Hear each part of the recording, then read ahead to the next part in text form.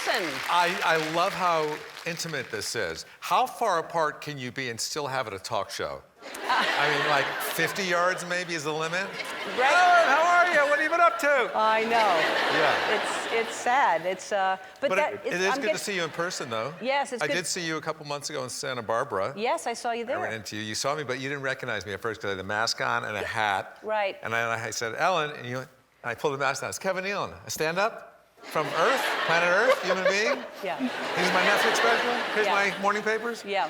The journal. Once you said Netflix, I remembered who you were. Yeah. It took that long.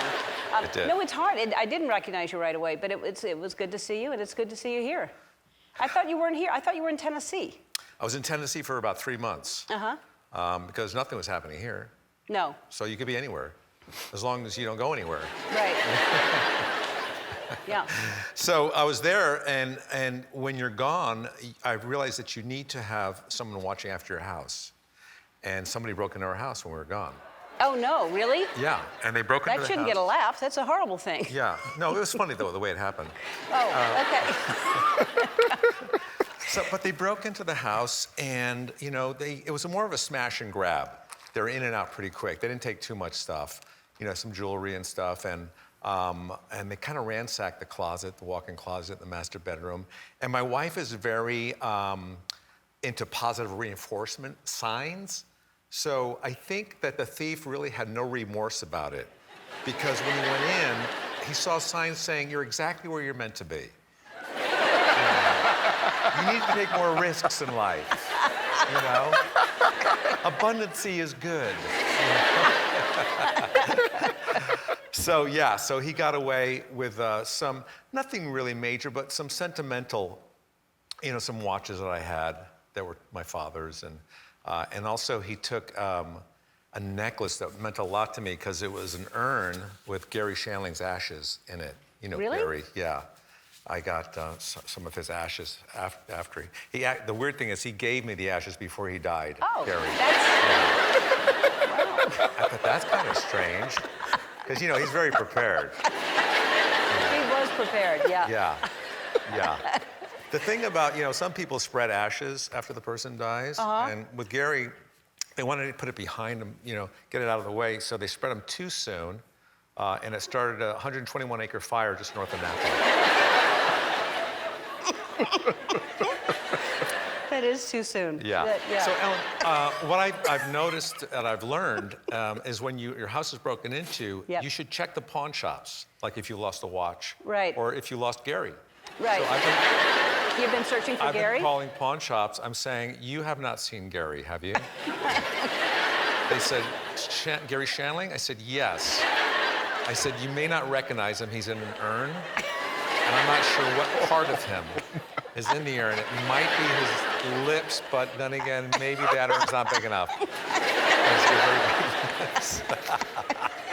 Gary would love this. Yes, he would. He would love it. Yes. That's the only way we can joke about this is Gary would love that. But I do hope I get that back. Yeah. I mean, that's really horrible. If that's you really were broken into, and they really took really took that. Yeah. They didn't know what it was, obviously. And they didn't know what it was. Yeah. And, so I can't fault them for that. No. But how do you look for that? I mean. Well, what happened was the guy broke in, and I'm assuming it's a guy. And he obviously got cut because there were samples of blood left around the house, which is always appealing. Oh, I can't wait to get back and see that, Yeah. And so we had the forensic team came in and took forensic. It was the actors from CSI. Oh. And they took some samples, and we're going to get the test results back in a couple of weeks. And I'm not sure if I'm more excited about getting those DNA test results back or my COVID test results back. Let's see which one comes in first. Come on, how much fun is this? It's a lot of fun.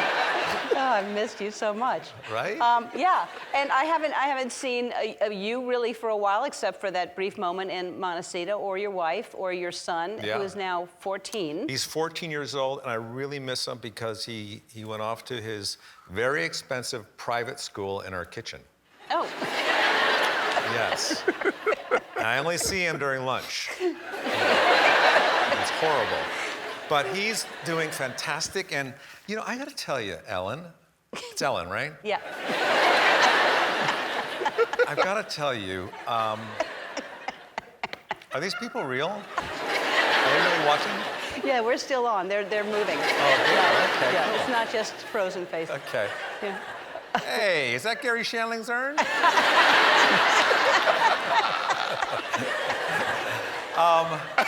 So, you know, I want to make the most out of it. I don't want to feel like I'm wasting money on him not actually being at the school. So I'm sitting in a few of his classes, off the camera though. Right. So they can't see me. They don't know I'm there. It's a lot like regular school. When I was in school, nobody knew I was there. You know? And I've been taking Spanish and filmmaking. And I have a counselor's meeting this Friday. And that's going to be interesting. Yeah. That's great. So I mean, you are hilarious all the time, so he gets to benefit from that. And I know he's a huge fan of SNL. I mean, that must be the coolest thing, that he's a fan of SNL and you were on SNL. Yeah, and I never pushed it on him. You know, he just kind of I've never even showed him old clips of when I was on there. And he just started watching on YouTube, you know, the current cast. And then I said, that's funny, but you should see some of Daddy's sketches, you know? So I dug those up, and I'm showing them. And he always asks me this. He goes, because I'm an older dad, he goes to me, he goes, is that guy still alive? Is that guy right there, is he still alive? I said, yes, that's Sandler. That's Adam Sandler. He says, what about that guy? I said, that's Daddy. I know it was a long time ago, but that was me. I'm still here. I'm tired, but I'm still alive. So I want to talk about, you're doing stand-up, but I don't know how you did this, but we have to take a break, but we're going to talk about, like, that you did stand-up. I don't know how you do that. I don't. Well, it's from years of training. Yes. We're going to take a break. We'll be back. We're back with Kevin Nealon. That was Hiking with Kevin with Tiffany Haddish, obviously. That's a great idea because you get a great interview from everybody and you get a good workout. Yeah, people are really interesting when they're outside. They let their guard down. They're a lot more open, and I think there's a lot of cameras in front of them or, you know, audience, so they're not intimidated at all. And they're very revealing sometimes. You know, they talk about things that, you know, oh, you're telling me that, huh? Okay. Yeah. Yeah. And you get exercise at the same time. Yeah. You're right. It's almost like you're a hairdresser because they get a lot out of you, too. They do, especially when they're hiking with you. Yeah. So you did that, and really, and what did your mother say? It's very dangerous to do it that way. Okay, so you did outdoor stand-up. Are there outdoor stand-up places There's now? a lot of outdoor venues. People are very creative when it comes to providing venues for stand-up because, you know, we're also used to doing it in the clubs and people are used to seeing it and being able to go there. So people started thinking, how can we do stand-up safely in this COVID, you know, world? So there's some parking lots that do it where people sit in their cars. Like I did it a few times at the Magic Castle parking lot in Hollywood. And it sits about, you know, maybe 60 cars, 100 cars. And they give people clackers when they come in, like two little hands on plastic. So instead of laughing, everybody's sticking it out and going, and it's clapping, you know? So if it's just a giggle, it's one clap, but if it's a hard laugh, it's a lot of claps? Yes, it's a lot of claps. Yeah. A lot of clacks. And then there's the courtesy clacks, like clack, clack, clack. Yeah. You know, they don't really mean it. They just feel bad for you. Yeah. And then they'll flash the lights on and off. Right. But no beeping because of the neighbors. So you and Susan, your wife, that's your wife, Susan.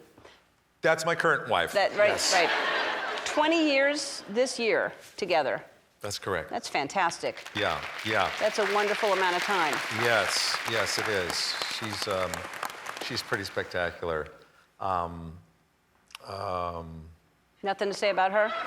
Yeah, I just can't think of what to say about her right now. Yeah, you don't have to. Your lead-in wasn't that good. You Yeah, didn't really... let me say this then. You've been posting a lot of pictures that you're taking of Susan.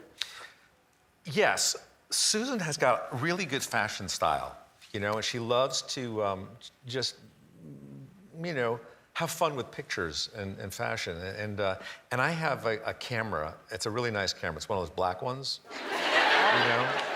And it's like an Nikon or something, you know, and it's got the lens. And I never really used it before, and I started using it and discovering how to work it. And I started taking some pictures of her, and she started dressing kind of provocative. and which, it was okay with her because it wasn't some creepy photographer photographing her, and it was just me, and she knew I wasn't trying to sleep with her,